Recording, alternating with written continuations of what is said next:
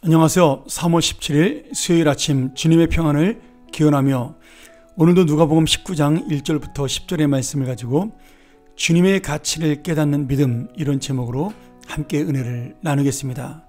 오늘은 우리가 너무나 잘 아는 이야기죠. 세리장이요 부자인 삭개오의 이야기를 소개하면서 오늘 우리가 하나님 앞에 정말 진정한 인생의 가치를 깨닫는 믿음이 무엇인가를 말씀해주고 있습니다. 오늘 본문에서는 삭개오를 소개하면서 세리장이라고 소개합니다.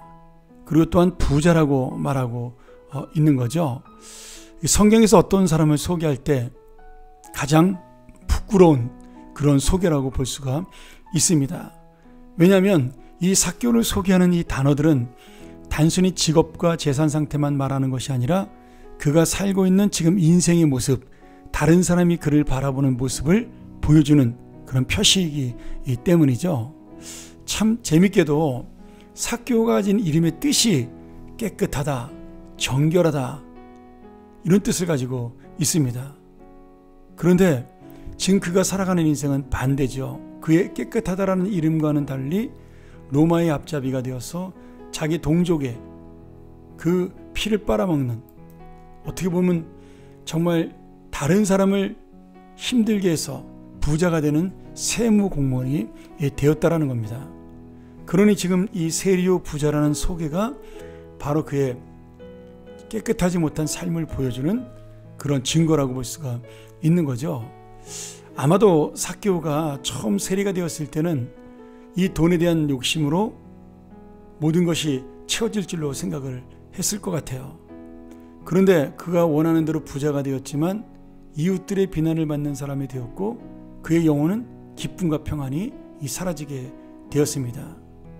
먹어도 배부르지 못하고 좋은 옷을 입어도 따뜻하지 못한 그런 가난한 영혼이 되어버리고 만 거죠. 삭개오가 예수님에게 관심을 가진 이유가 바로 이런 영적인 공허함과 채워지지 않는 영혼의 아픔을 느꼈기 때문입니다. 우리가 그저께 말씀드렸던 부자 청년과도 같은 그런 공허함이 아닐까요? 그런데 부자 청년과 달리 놀랍게도 이 삭개오의 공허함은 놀라운 성공을 가져다주고 만족을 주는 믿음의 공허함이 되었습니다. 그가 세리가 되어서 부자가 되고자 했던 첫 번째 선택은 결국 성공했지만 그에게 기쁨과 만족을 주지 못했고 오히려 재산이 늘어날수록 영혼의 갈증은 심해졌습니다. 그러나 지금 그가 예수님을 붙잡은 두 번째 선택을 가졌을 때 자신이 가진 재산을 다 포기하는 빈 털터리의 인생으로 바뀌었지만 그 영혼은 참된 평안과 만족으로 채워지는 놀라운 기쁨과 은혜의 인생이 된 것입니다. 그는 더 이상 부자라는 소리를 듣지 못했지만 예수님에게서 구원받은 자라는 소리를 들었고 아브라함의 자손이라는 선포를 통해 자신을 비난했던 동족을 다시 형제로 얻게 되는 은혜를 누리게 되었고 그동안 자기 마음속을 힘들게 했던 그런 모든 문제들이 해결되므로 영혼의 기쁨과 만족을 얻는 참다운 인생이 된 거죠. 그는 자기가 생각했던 자기의 소원이었던 인생의 물질적인 가치를 포기하는 그 순간, 그리고 믿음을 선택하는 그 순간에 예수님의 영원한 가치와 위로를, 그리고 기쁨을 소유한 하나님의 자녀가 되었습니다. 예수님이 삭개오를 부르셨을 때 삭개오가 뽕나무 가지 위에 올라가 있는데 예수님이 삭개오야 속히 내려와라 이렇게 말씀하시면서 그의 마음을 아시고 내가 오늘 너의 집에서 머무르겠다 이렇게 약속을 하십니다. 제가 이 말씀을 보면서 아담과 하와가 죄를 범하고 그 나무 뒤에 숨었을 때 하나님께서 아담아 내가 어디 있느냐, 그때 생각과 교차가 되었습니다. 아담은 숨었지만 삭개오는 나왔고요. 아담은 변명했지만 삭개오는 자기의 죄를 고백했습니다.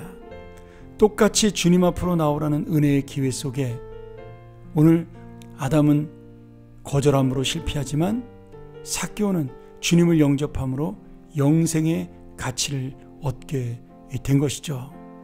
아담은 죽음을 얻게 되었고 삭개오는 생명을 얻게 되었습니다. 우리는 언제나 인생을 살면서 주님의 부르심 속에 있는 인생을 살고 있습니다.